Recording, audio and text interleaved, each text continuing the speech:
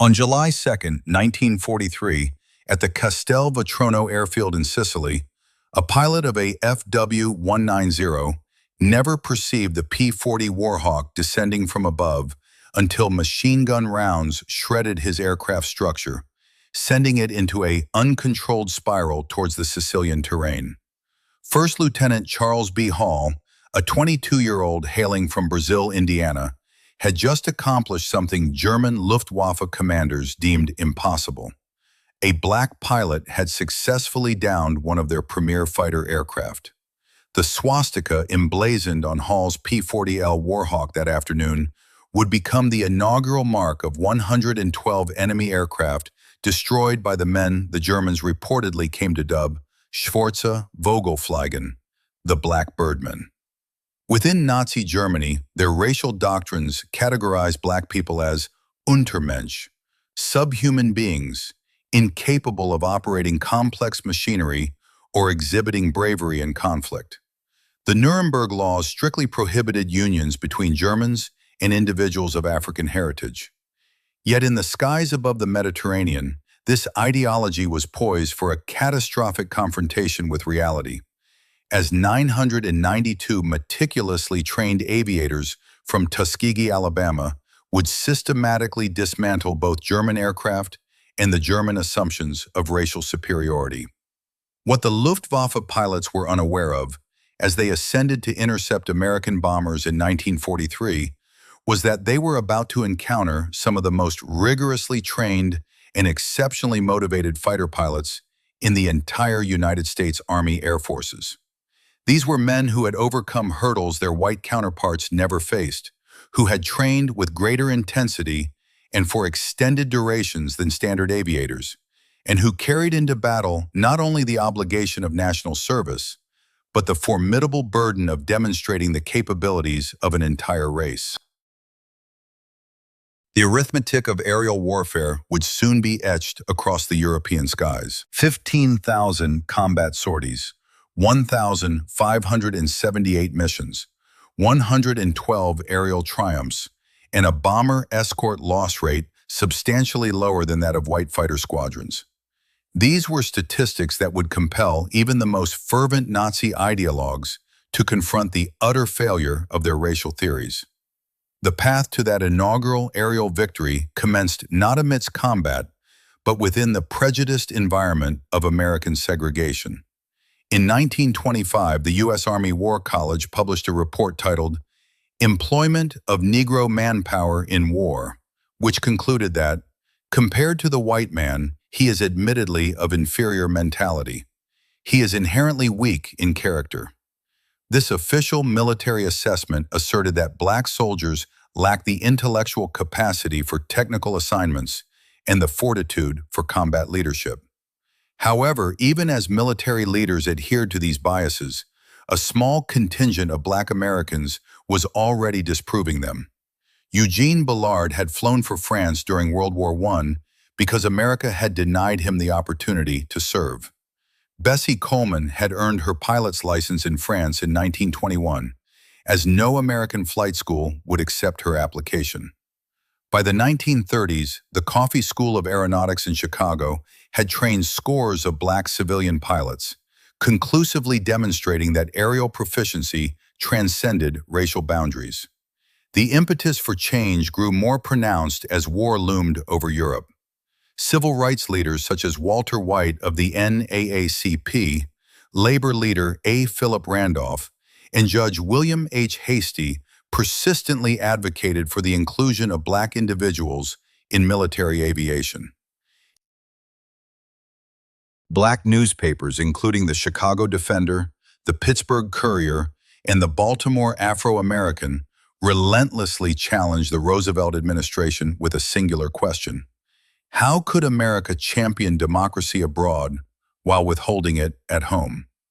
On April 3, 1939, Public Law 18 finally created a crack in the door. Senator Harry H. Schwartz had successfully introduced an amendment mandating that the civilian pilot training program incorporate one or more educational institutions designated by the Civil Aeronautics Authority for the instruction of any Negro air pilot.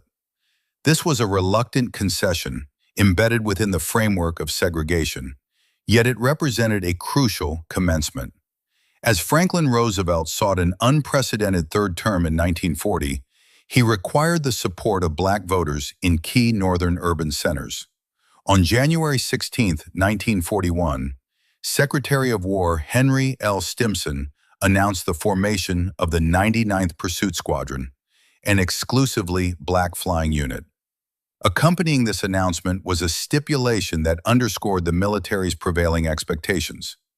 This would serve as an experiment to ascertain whether black individuals could be adequately trained as combat pilots. Captain Benjamin O. Davis, Jr. comprehended the profound responsibility of command when he led 26 pilots of the 99th Fighter Squadron to North Africa in April 1943. As the son of America's inaugural black general, Davis had endured 4 years of social ostracism at West Point, where no white cadet would engage him in conversation beyond official duties. Now he was in charge of men who carried not only their personal aspirations, but the collective hopes of 13 million black Americans. The 99th arrived at Farjuna, Tunisia, attached to the 33rd Fighter Group under the command of Colonel William W. Momeyer, an officer who made no secret of his skepticism regarding black aviators.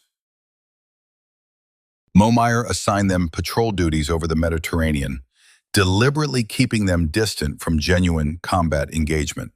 His intention was for them to falter, and when they did not immediately achieve distinction, he believed he had his justification. The morning of June 2, 1943, marked their inaugural combat mission, an assault on the Italian-occupied island of Pantelleria. As their weathered P-40 Warhawks ascended towards their objectives, German fighters materialized unexpectedly. The Tuskegee pilots maintained their formation, steadfastly protecting their bomber contingent. Although no aircraft were lost on either side, the Germans had received their initial lesson. These pilots would not yield under pressure. However, it was July 2, 1943, that irrevocably altered the course of events. Charles Hall was engaged in his 8th mission, escorting B-25 Mitchell bombers targeting the Castelvetrano airfield in Sicily. 2 FW-190s aggressively approached the bomber formation. Hall later testified, "I observed 2 FW-190s pursuing the bombers shortly after the bombs were released. I maneuvered towards the gap between the fighters and bombers, successfully turning inside the enemy aircraft. I unleashed a prolonged burst and witnessed my tracers penetrate the second aircraft. It was veering to the left but suddenly faltered and plunged directly towards the ground." Upon Hall's return, the entire base erupted in jubilation. Black ground crews, who had endured months of disparaging remarks from white personnel, finally had tangible vindication against every slight. Hall's successful engagement marked the first aerial kill by a black American pilot in U.S. military history. By January 1944, the 99th Fighter Squadron had been in active combat for 7 months. Yet Colonel Momeyer submitted a damning report, alleging a lack of aggressiveness and recommending their removal from combat operations. The report reached General Henry Hap Arnold, who was prepared to terminate the experiment. Then came Anzio. On January 27, 1944, the Luftwaffe initiated extensive aerial assaults against Allied forces at the Anzio beachhead. 15 pilots of the 99th, flying outdated P-40s, encountered superior FW-190s above the battlefield. What transpired next would definitively silence the detractors. The 99th downed multiple enemy aircraft, with accounts varying between 8 and 13 victories over 2 days. Captain Charles Hall personally claimed 2 additional triumphs, elevating his total to 3. In a mere 2 days, utilizing inferior equipment, they had destroyed more enemy aircraft than they had in the preceding 7 months of combat. The War Department subsequently launched an inquiry, comparing the 99th with other P-40 squadrons, ultimately concluding that their performance was commensurate with that of white units. The success achieved at Anzio conclusively demonstrated that black pilots could excel in combat when afforded the opportunity. In May 1944, the 332nd Fighter Group, comprising the 99th, 100th, 3001st, and 3002nd Fighter Squadrons, received orders that would transform them from pariahs into legends. They were assigned to the 15th Air Force as bomber escorts, undertaking long and perilous missions deep into Nazi Germany. Colonel Benjamin Davis convened his pilots at Ramitelli Airfield, situated on Italy's Adriatic coast. "We cannot afford to lose bombers," he instructed them. "Our objective is not to become aces.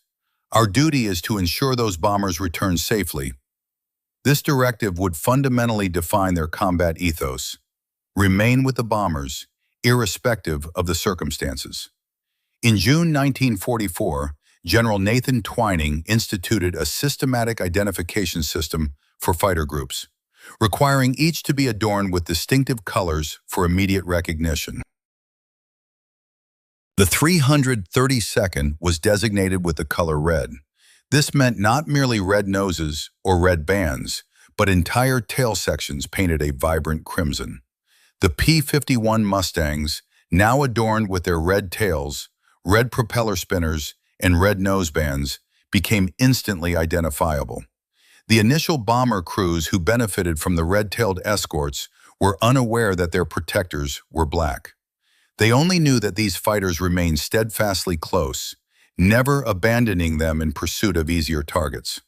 Word rapidly spread throughout the bomber groups. "Request the red tails if you can get them." July 18, 1944, would present the red tails with their most formidable test to date. Colonel Davis led 66 Mustangs to rendezvous with bombers, targeting the Luftwaffe base at Memmingen, Germany. The bombers were delayed. Davis made a critical decision: to maintain orbit within enemy territory rather than return to base. When the bombers finally appeared, so did the Luftwaffe, with approximately 100 German fighters launching attacks from multiple vectors. The Germans had concluded that overwhelming numerical superiority might breach the Red Tail's protective screen. Despite a fierce defense mounted by the 332nd, who claimed 11 to 12 enemy aircraft destroyed, 15 B-17s fell to enemy fighters within 20 minutes of savage engagement. The 332nd sustained the loss of 3 pilots, Lieutenants Robert Hutton, Wellington Irving, and Alfred Brown. Detractors seized upon the high bomber losses as proof that black pilots were incapable of handling major engagements. However, a subsequent operational analysis revealed the true circumstances. The 332nd had arrived at an overwhelmingly difficult situation, with substantial German forces already engaging the bombers. Their intervention had prevented an even more catastrophic outcome. By March 1945, the Luftwaffe's conventional fighter force could scarcely contest Allied air superiority. However, Germany still possessed a final, formidable asset: the Messerschmitt Me-262, the world's first operational jet fighter. With a maximum speed of 540 miles per hour, it could outpace any propeller-driven aircraft. On March 24, 1945, the 332nd Fighter Group received its most demanding assignment: escorting bombers on a 1,600-mile round trip to Berlin to strike the Daimler-Benz tank factory. Intelligence reports had cautioned that Me-262 from Jagdgeschwader 7 would be defending the target. Colonel Davis led 43 P-51 Mustangs into the heart of the Reich. As they neared Berlin, Me-262s appeared, representing the largest jet fighter formation ever assembled for a single interception. Lieutenant Roscoe Brown had meticulously studied the jet's vulnerabilities. "We knew the German jets were faster than we were," he explained. "Instead of engaging them head-on, we moved away from them and then turned into their blind spots." Brown successfully downed one Me-262, reporting, "I climbed at him at a 15-degree angle and fired 3 long bursts from 2,000 feet at 8 o'clock to him." Almost immediately, the pilot bailed out from approximately 24,500 feet.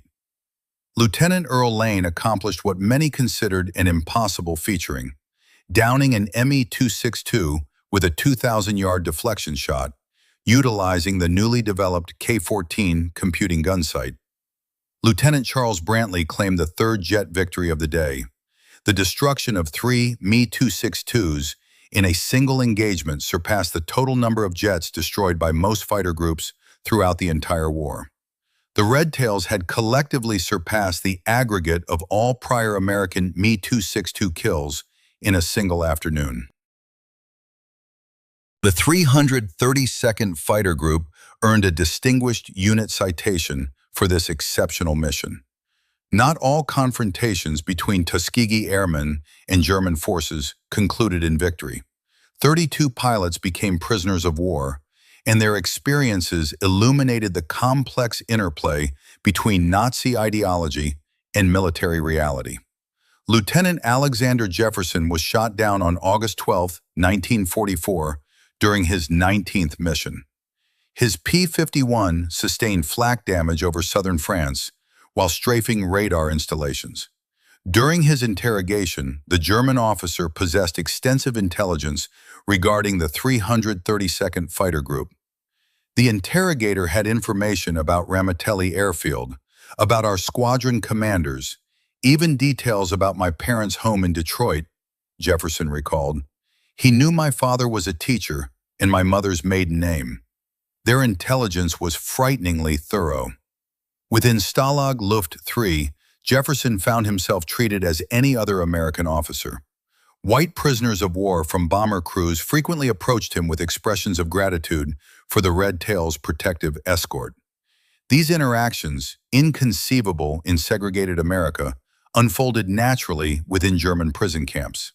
The irony was not lost on Jefferson. Here I was in a Nazi POW camp, being treated more equally by white Americans than I would have been back home, he stated. When the war concluded and Jefferson returned to the United States, he was immediately subjected to segregation at the disembarkation point. While German aviators reportedly acknowledged the Red Tails' prowess with the epithet Schwartze Vogelmenschen, American bomber crews became their most vocal champions.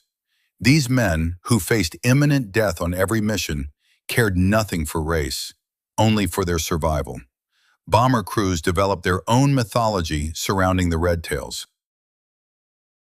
Stories circulated about their distinctive flying style, their wing-waggling salutes, their tight formations, and their unwavering commitment to protecting even damaged bombers. Red Tail Angels became the moniker bestowed upon them by the bomber crews. The statistical data corroborated the bomber crew's preference. Research conducted by Air Force historian Dr. Daniel H. Mellinger revealed that bombers under the escort of the 332nd Fighter Group lost only 27 aircraft to enemy fighters, compared to an average of 46 for other P-51 groups within the 15th Air Force. This superior protection rate was maintained despite the Red Tails undertaking some of the longest and most perilous missions of the war. By the cessation of hostilities, the Tuskegee Airmen had amassed a combat record that comprehensively refuted every pre-war assumption regarding black military capability. Combat operations included 1,578 combat missions flown, over 15,000 individual sorties completed, 179 bomber escort missions, and 311 missions for the 15th Air Force. Enemy aircraft destroyed consisted of 112 enemy aircraft destroyed in aerial combat and 150 enemy aircraft destroyed on the ground. 3 Me-262 jet fighters were shot down on March 24, 1945. Ground targets annihilated included 950 railcars, trucks, and motor vehicles, and 254 locomotive engines. The former Italian destroyer Giuseppe Missouri was damaged beyond repair on June 25, 1944. Their protection record showed 27 bombers lost to enemy fighters versus an average of 46 for other groups, a superior protection rate maintained across 179 escort missions. Individual achievements included Lee Archer with 4 confirmed victories, Joseph G. Ellsbury with 4 victories, including 3 FW-19Os on July 12th, Edward L. Toppins with 4 victories, and Clarence B. Lester with 3 kills in a single mission on July 18, 1944. Decorations earned comprised 96 Distinguished Flying Crosses for 332nd Fighter Group pilots, 744 Air Medals, 14 Bronze Stars, 8 Purple Hearts, and 3 Distinguished Unit Citations for the 99th Fighter Squadron, along with 1 Distinguished Unit Citation for the 332nd Fighter Group. The human cost entailed 66 pilots killed in action, 32 pilots captured as prisoners of war, and 84 fatalities during training and non-combat missions. The transformation from derision to respect was not solely attributable to bravery. It reflected superior American training methodologies and technological advantages that the Red Tails wielded with precision. At Tuskegee, pilots accumulated more flight hours than their white counterparts, 300 compared to 200 for white pilots. They practiced formation flying with an obsessive dedication, recognizing that discipline would be their critical edge in combat. The washout rate at Tuskegee was 60%, contrasting with 40% for white cadets. Only the most exceptional candidates successfully completed the program, creating what Colonel Noel F. Parrish, the Tuskegee commander, termed a super-selected group. The progression through aircraft types told its own compelling story. The 99th initially flew hand-me-down P-40 Warhawks, which were already obsolete upon their arrival in North Africa. These liquid-cooled Allison engine fighters were inferior to the German Bf-109s and FW-19Os in virtually every performance metric. Yet the Tuskegee pilots ingeniously leveraged the P-40's superior turning radius and robust construction to hold their own. The introduction of P-51 Mustangs in July 1944 elevated the Red Tails to the status of equals with any fighter unit in the war. The North American P-51D Mustang epitomized American industrial perfection. Its Packard-built Merlin engine endowed it with a top speed of 437 miles per hour. Its .650 caliber machine guns possessed the capability to destroy any aircraft. Most significantly, its extensive range, exceeding 1,600 miles with drop tanks, enabled it to escort bombers anywhere within the Reich. Behind every pilot who downed a German aircraft stood dozens of dedicated support personnel, mechanics, armorers, and crew chiefs who ensured the Red Tails remained airborne. Of the approximately 16,000 Tuskegee Airmen who served, fewer than 1,000 were pilots. The remainder constituted the unsung heroes who made victory possible. The ground crews performed miracles with limited resources. Ramitelli Airfield in Italy was rudimentary when compared to other American bases. Spare parts were scarce, with the 332nd frequently being the last in line for supplies. Nevertheless, their aircraft availability rate, the percentage of planes ready for combat, equaled or surpassed that of white units. These ground crews also faced the dangers of combat. German bombing raids on Ramitelli, though infrequent, were deadly. On March 24, 1944, a German aerial attack resulted in the deaths of several support personnel. The men, however, continued their work amidst the assault, diligently moving aircraft away from burning fuel dumps. The strategic bombing campaign across Europe served as the ultimate proving ground for the Tuskegee Airmen. Each B-17 Flying Fortress represented an investment of $238,000 and carried 10 highly trained crew members. The loss of a single bomber constituted a strategic setback with far-reaching implications for the entire war effort. This underscores why bomber protection held a greater significance than individual aerial victories. Colonel Davis grasped this imperative when he instructed his pilots to resist the temptation of pursuing enemy fighters. "Anyone can shoot down a fighter if they abandon their post," he stated. "It requires discipline to remain with the bombers when the enemy is withdrawing." The Red Tails' escort tactics evolved through practical experience. They developed a three-tiered defensive strategy: close escort weaving directly above the bombers, medium escort positioned to intercept incoming fighters, and high escort monitoring for diving attacks. This system demanded precise coordination and unwavering discipline. The Tuskegee Airmen fought two simultaneous conflicts, one against fascism abroad and another against racism at home. Their combat record challenged both Nazi racial ideology and American segregation, demonstrating that excellence in aerial combat transcended racial classification. While the Tuskegee Airmen engaged the Germans overseas, they battled prejudice domestically.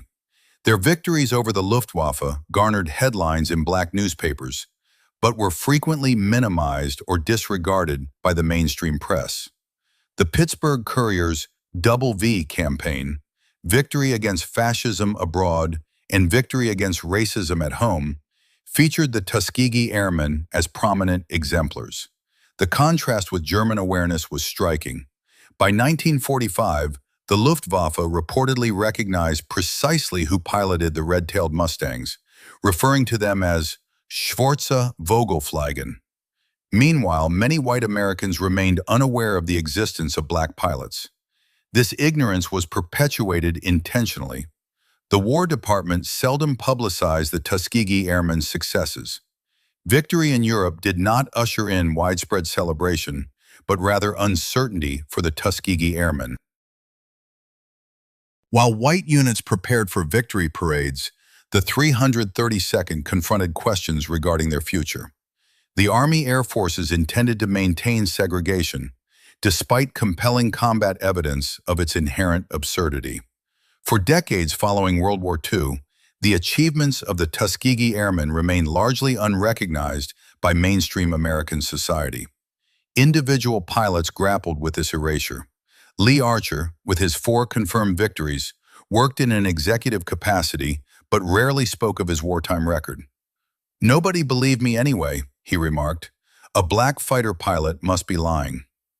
In 1948, President Harry Truman signed Executive Order 9981, mandating the integration of the U.S. military, a decision influenced by the combat performance of the Tuskegee Airmen.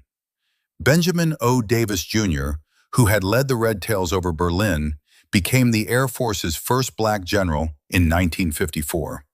Recognition arrived incrementally. In 2007, President George W. Bush bestowed the Congressional Gold Medal upon the Tuskegee Airmen. Only 300 of the original pilots were alive to attend the ceremony. For more than 6 decades, many had yearned for national acknowledgement.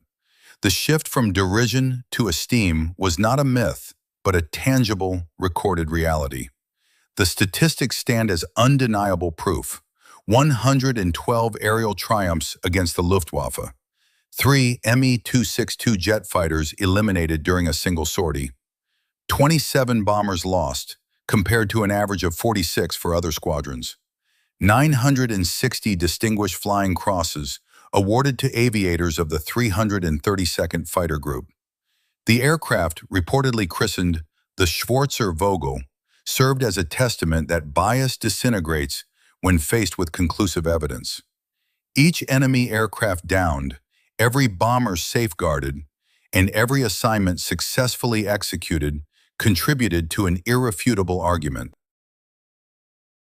A pilot's complexion bore no relevance to their prowess in the cockpit or their combat effectiveness.